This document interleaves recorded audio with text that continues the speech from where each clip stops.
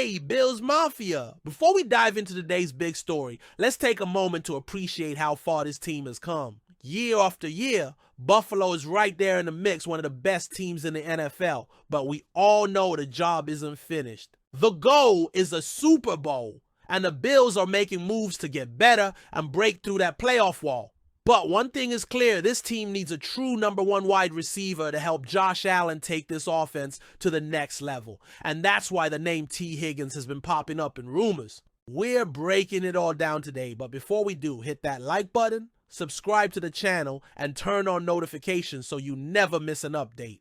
Trust me, this offseason is going to be wild, and you don't want to miss it. All right, let's talk about Tee Higgins. Look, we all saw what happened last season. The Bills' offense was efficient, balanced, and productive, with a ton of different guys stepping up each week. Khalil Shakir, Keon Coleman, Curtis Samuel, Dalton Kincaid, and Dawson Knox, Joe Brady's. Everybody eats offense work wonders because Allen didn't have to force feed the ball to any one player. But let's be real, if Buffalo wants to win a Super Bowl, they need a true WR1. Right now, the Bills don't have that. They have great role players, but no dominant game-changing receiver, and that's where Tee Higgins comes in. Higgins has been an absolute monster for the Bengals. At 6'4", 220 pounds, he's a big physical target who can win contested catches and dominate in the red zone. He gives Josh Allen that reliable go-to receiver, a guy who can make plays even when he's covered. ESPN's Aaron Schatz even predicted that Higgins could sign with Buffalo, saying Bills fans deserve a championship team. Sounds great, right? Well, not so fast. There are two big problems with bringing Higgins to Buffalo, and they can't be ignored. This is the biggest issue. Tee Higgins won't come cheap. Spotrac.com estimates that Higgins' next contract will be worth $25. $4 million per year.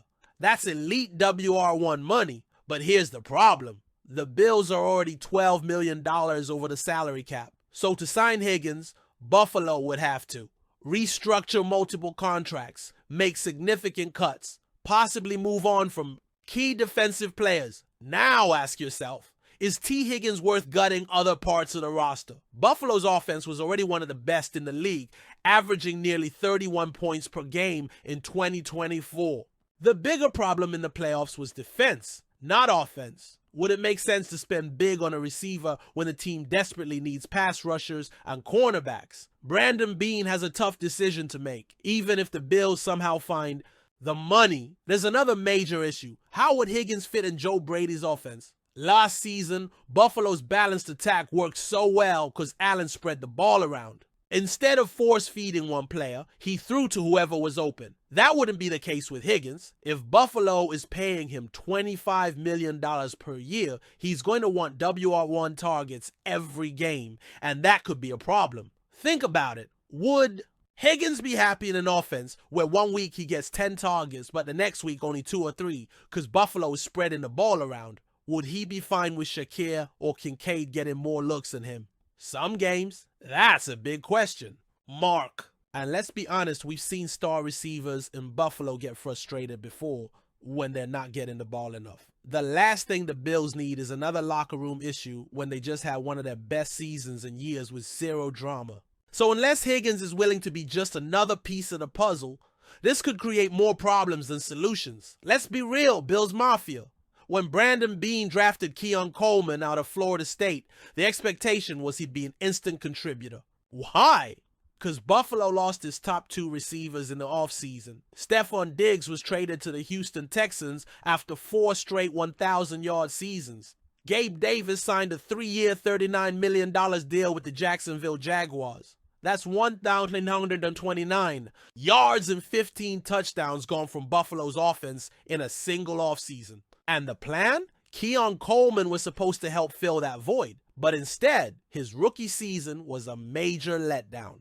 According to NFL.com's Gennaro Felici, Coleman's struggles were a big reason why the Bills' 2024 draft class earned a disappointing D+ grade. And the numbers, they back it up. The numbers don't lie. Coleman's rookie struggles. Coleman struggled in 2 major areas. Separation. He couldn't consistently shake defenders, making it tough for Josh Allen to find him. Contested catches.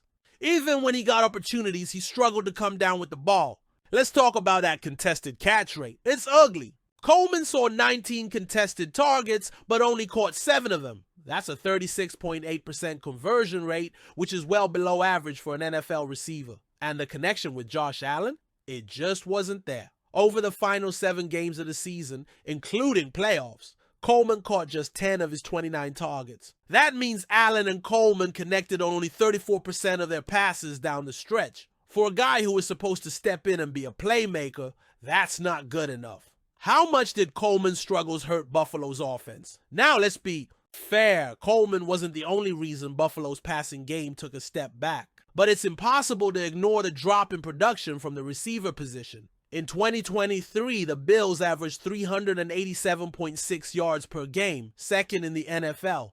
In 2024, that number dropped to 359.1 yards per game, 10th in the NFL. That's a 28-yard per game drop-off. Not catastrophic, but definitely noticeable. Now, Josh Allen still won MVP and the Bills still won 13 games, but it's hard not to wonder, would Buffalo have beaten Kansas City in the AFC Championship if they had a true number 1 receiver? Coleman wasn't expected to be Diggs 2.0, but he was expected to be better than 29 catches for 556 yards and 4 touchdowns. And here's the real kicker. Buffalo actually gave Kansas City the chance to draft a star receiver instead. Did Buffalo make a huge draft mistake? One of the biggest criticisms of the Bills' 2024 draft is the trade they made with the Chiefs. Buffalo traded back in the draft with Kansas City, and with the pick they gave up, the Chiefs selected Xavier Worthy. Worthy went on to have a breakout rookie season and was a key weapon for Patrick Mahomes. Imagine if Buffalo had just taken Worthy instead of trading the pick. Would this offense have been more explosive? That's the question a lot of fans are asking right now. And while it's way too early to call Coleman a bust, there's no denying that his rookie season didn't live up to expectations. What's next for Keon Coleman? So where do we go from here? First off, Coleman isn't a lost cause. The guy still has size, athleticism, and potential. But if he's going to take a leap in year 2, a few things need to happen. He needs to improve his route running. Separation is key in the NFL. And right now, he's struggling to shake defenders. 2, he needs to develop better chemistry with Josh Allen. The best receivers in the league don't just rely on talent. They work with their QB to develop trust and timing. Buffalo needs to add more weapons. Coleman might develop into a good WR2 or WR3, but the Bills still don't have a true no. 1 receiver. And that brings us to the offseason. Will Buffalo add a star receiver in free agency? If the Bills want to finally get over the hump, they need to add another weapon for Josh Allen. 2 names to watch. T. Higgins, Cincinnati Bengals. A big physical WR1 who could instantly give Buffalo the firepower they need. Mike Evans, Tampa Bay Buccaneers. A proven veteran with size, hands, and playoff experience. Either of these guys would take tremendous pressure off Coleman and allow him to develop at a natural pace instead of being forced into a role he's not ready for. While we're talking about Buffalo's cap situation, there's another huge decision looming. What to do with Von Miller? Miller has already expressed that he wants to stay, but the Bills need to clear cap space, and his contract is a huge factor. Here are the options. Release Miller before June 1st. This would save $8.4 million, but come with $15.4 million in dead cap. Release Miller after June 1st. This would save $17.4 million, but spread the dead money over 2 years. Renegotiate Miller's contract. If Miller agrees to a pay cut, Buffalo could keep him while still saving money. The Bills need to free up cap space. And what happens with Miller could decide whether signing Higgins is even possible. All right. Bills fans, this is where I turn it over to you. Signing T. Higgins would be a game-changing move, giving Buffalo one of the best WRs in the league. But at the same time, it comes with 2 major risks. His massive contract could hurt the team financially. His need for targets could disrupt Buffalo's offensive balance. With all that in mind, what do you think? Should the Bills sign T. Higgins, even if it means making big sacrifices, or should they focus on fixing the defense instead? What should Buffalo do with Von Miller? Drop your thoughts in the comments below. I want to hear from Bills Mafia. And before you go, make sure to like this video, subscribe to the channel, and turn on notifications so you don't miss any updates this offseason. We've got a lot to talk about. and I'll be here breaking it all down for you. That's it for today. Go Bills!